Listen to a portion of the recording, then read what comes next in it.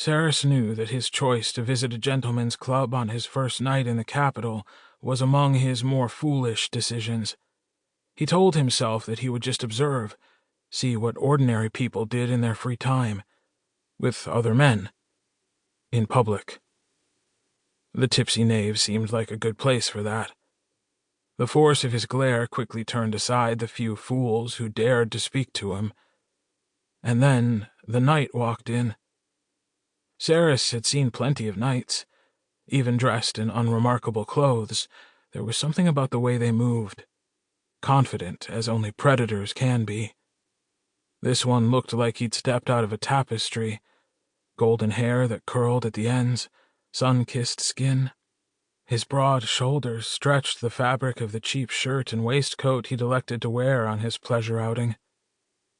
The prettiest dancer in the tavern immediately flung himself into the knight's path. Saris couldn't help but admire the contrast of the snake-hipped dancer, dressed in red silk, pressed against the knight's massive bulk.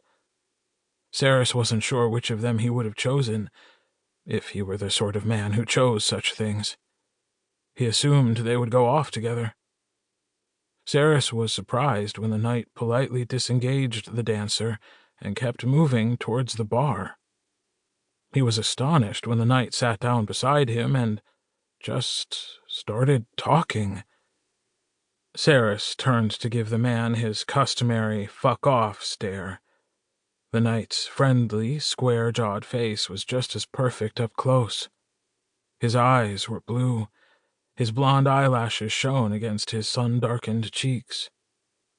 No real person should look like that.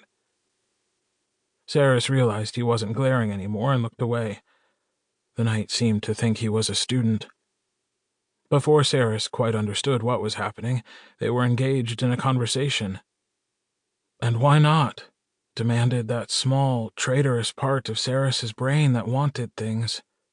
Why the fuck shouldn't you walk into a gentleman's club and be a human being for a few hours?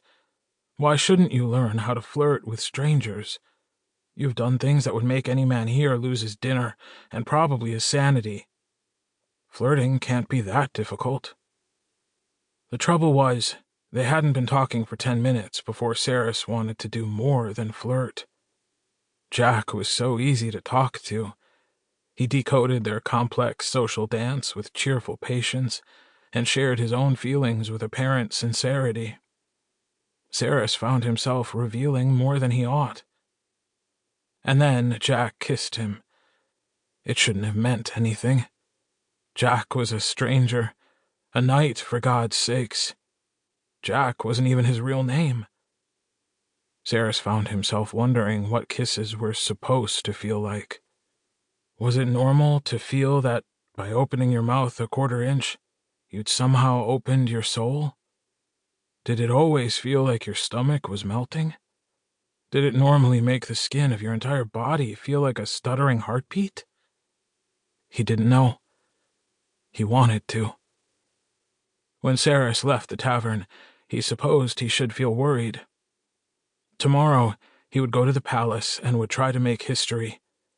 Afterward, assuming he survived, he had a date. Saris said the unfamiliar word aloud. I have a date tomorrow evening. If no one murders me.